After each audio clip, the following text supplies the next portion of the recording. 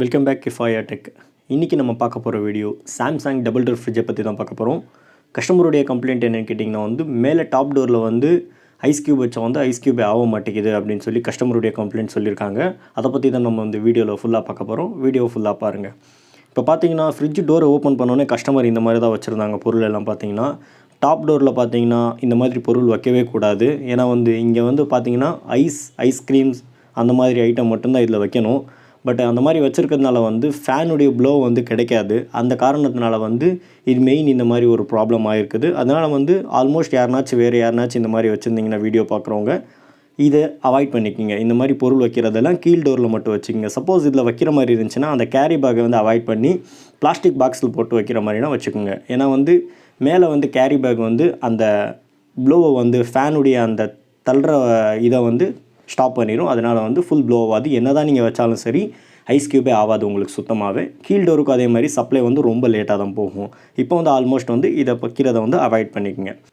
Okay, இப்போ பார்த்தீங்கன்னா இதை நம்ம எல்லாத்தையும் ரிமூவ் பண்ணிவிட்டு இங்கே ஃப்ரீசர் பாக்ஸில் ஃப்ரண்ட்டில் பார்த்தீங்கன்னா நல்லாவே தெரியும் ஐஸ் க்யூப் கட்டுது. பட் அந்த மாதிரி நீங்கள் ஐட்டம் ஃபுல் பண்ணி வச்சதுனால ஐஸ் க்யூப் வெளியே கட்ட மாட்டேது. அதனால தான் இது கம்ப்ளைண்ட்டாக இருக்குது.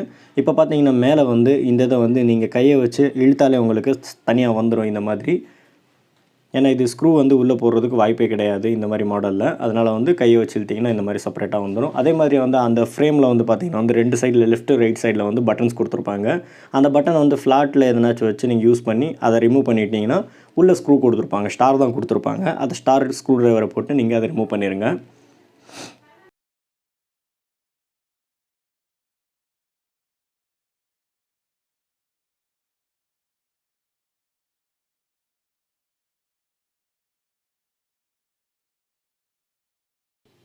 ஓகே, இப்போ பார்த்தீங்கன்னா நம்ம ஸ்க்ரூ ரிமூவ் பண்ணியாச்சு. இப்போ நம்ம இந்த ஃப்ரேமையும் அதே மாதிரி தான் அந்த கேப்பில் வச்சு கையை வச்சு நம்ம இழுத்தாலே அந்த ஃப்ரேம் தனியாகவே வந்துடும். அதே மாதிரி அந்த ஃப்ரேம் கீழேருந்து தான் நம்ம எடுத்து இது பண்ணோம். கீழே தான் மெயினாக லாக்காக இருக்கும். கீழேருந்து எடுத்து அந்த ஜாக் அங்கே கனெக்ட் பண்ணியிருப்பாங்க. அங்கே நம்ம டிஸ்கனெக்ட் பண்ணுற மாதிரி இருக்கும். ஃபேனுடைய ஜாக்கும் சென்சாருடைய ஜாக்கும் ரெண்டுமே கனெக்ட் பண்ணியிருப்பாங்க. அந்த ரெண்டு ஜாக்குமே நம்ம ரிமூவ் பண்ணிக்கலாம். ரிமூவ் பண்ணால் தான் இந்த ஃப்ரேம் நம்மளுக்கு தனியாக கையோடு வரும். பார்த்தீங்கனாலே நல்லாவே தெரியும். ஓகே, இப்போ பார்த்தீங்கன்னா நம்ம ஜாக்கில் ரிமூவ் பண்ணியாச்சு. ரிமூவ் பண்ணதுக்கப்புறம் அந்த ஃப்ரேமை பின்னாடி திருப்பினீங்கன்னா 2 ஃபேன் கொடுத்துருப்பாங்க. சில இதில் பார்த்தீங்கன்னா ஒரு ஃபேன் கொடுத்துருப்பாங்க. ஏன்னா அந்த மாடலை பொறுத்தளவு உங்களுக்கு ஃபேனுடைய இது குவான்டிட்டி உங்களுக்கு டிஃப்ரெண்ட் ஆகும். இப்போ பார்த்தீங்கன்னா இதில் 2 ஃபேன் கொடுத்துருக்காங்க.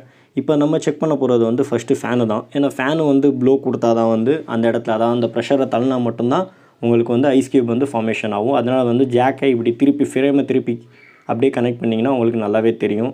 ஜாக் கரெக்டாக கனெக்ட் பண்ணுங்கள். ஏன்னா டிஃப்ரெண்ட் ஜாக்கில் போட்டிங்கன்னா உங்களுக்கு கனெக்ட் ஆகாது. அந்தந்த ஜாக்கில் மட்டும்தான் அது கனெக்ட் ஆகும். கனெக்ட் பண்ணும்போது நீங்கள் ஷேக் பண்ணி கொஞ்சம் ஆட்டி கனெக்ட் பண்ணுற மாதிரி இருக்கும். ஏன்னா கொஞ்சம் டைட்னஸாக கூட இருக்கலாம். அதனால் இப்போ 3மே நம்ம கனெக்ட் பண்ணியாச்சு. சென்சாரு 2 ஃபேனையுமே கனெக்ட் பண்ணியாச்சு. இப்போ நம்ம சுவிட்ச் ஆன் பண்ணலாம். சுவிட்ச் ஆன் பண்ணிவிட்டு 2 ஃபேனுமே ஓடுதுன்னு சொல்லி கரெக்டாக செக் பண்ணிக்கங்க. ஓடிச்சுன்னா ஒன்றும் பிரச்சனை கிடையாது. அப்படி ஓடாத பட்சத்துக்கு எந்த ஃபேன் ஓடலையோ அந்த ஃபேனை நம்ம மாற்றணும். அதே மாதிரி சுவிட்ச் போட்ட உடனே ஃபேன் உங்களுக்கு ஓடாது. கொஞ்சம் லேட்டாக தான் ஓடும். ஓகே, இப்போ பார்த்தீங்கன்னா இந்த சென்சார் தான் ப்ராப்ளமாக இருக்குது. ஃபேன் நல்லா தான் இருக்குது. ஏன்னா இந்த வீடியோ கொஞ்சம் இருக்கிறப்போ பார்த்தீங்கன்னா மொபைல் ரொம்ப ஹீட் ஆகிடுச்சு. அதனால் கட் பண்ணி தான் போட்டிருக்கோம். இப்போ இந்த சென்சார் தான் ப்ராப்ளமாக இருந்துச்சு. இந்த சென்சார் ஆட்டோ கூலிங் சென்சார் பார்த்தீங்கன்னா இது கரெக்டாக அந்த லெவல் கூலிங் வந்தோடனே ஆட்டோமேட்டிக்காக கட் ஆஃப் பண்ணுறதுக்கும் ஹை கூலிங் வர்றதுக்கும் இதுதான் காரணமாக இருக்கும். அதனால் இந்த சென்சாரை நான் இப்போ மாற்றியாச்சு. மாற்றிட்டு இதே மாதிரி கழட்டுறப்போ உங்களுக்கு ரொம்ப ஈஸியாக தான் இருக்கும். ஃபிக்ஸ் பண்ணுறப்போ இதே மாதிரி தான் மாட்டுற மாதிரி இருக்கும். பண்ணிவிட்டு கனெக்ட் பண்ணிவிட்டு ஒரு தடவை செக் பண்ணிக்கோங்க. சாம்சங் ஃப்ரிட்ஜை பொறுத்தளவுக்கு பார்த்தீங்கன்னா இந்த சென்சார் தான் அதிகமாக போகிறதா இருக்கும். அதனால் இந்த சென்சார் மட்டும் நீங்கள் ரீப்ளேஸ் பண்ணுற மாதிரி இருக்கும். அதே மாதிரி டாப் டோர்லேயும் சரி பாட்டம் டோர்லேயும் சரி பாட்டம்லேயும் இதே மாதிரி சென்சார் தான் கொடுத்துருப்பாங்க. பட் அது கலர் வித்தியாசமாக வரும். ஆனால் ஜாக்கெல்லாம் ஒரே மாதிரி தான் வரும். நம்மளுக்கு செப்பரேட்டாக ஷாப் பர்ச்சேஸ் பண்ணுறப்போ பார்த்தீங்கன்னா அதே சேம் கலரில் கிடைக்காது உங்களுக்கு. இப்போ நம்ம டாப் டோரில் எந்த சென்சார் சேஞ்ச் பண்ணமோ அதே மாதிரி உங்களுக்கு மாடல் தான் கிடைக்கும். பாட்டம் டோரில் பார்த்தீங்கன்னா லைட்டிங்குக்கு கீழே இருக்கும் உங்களுக்கு கரெக்டாக அந்த இடத்துல. அதாவது ஃபேன் கரெக்டாக மேலேருந்து ப்ளோ பண்ணுற இடத்துல அந்த ஹோலாக கொடுத்துருப்பாங்க. அந்த இடத்துல தான் உங்களுக்கு சென்சார் கனெக்ட் பண்ணியிருப்பாங்க.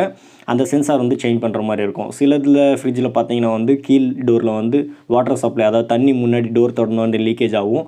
அந்த கம்ப்ளைண்ட்டும் நிறையா ஃப்ரிட்ஜில் வரும். அது சால்வ் பண்ணுறது இந்த சென்சார் தான். இந்த சென்சார் பாட்டம் டோரில் நீங்கள் சேஞ்ச் பண்ணுற மாதிரி இருக்கும். சேஞ்ச் பண்ணிட்டீங்கன்னா பண்ணுறப்ப வந்து நீங்கள் டாப் டோர்லேயும் பாட்டம் டோர்லேயும் ஒரே டைமில் சேஞ்ச் பண்ணிங்கன்னா உங்களுக்கு காஸ்ட் ரொம்ப கம்மியாக முடிஞ்சிடும்.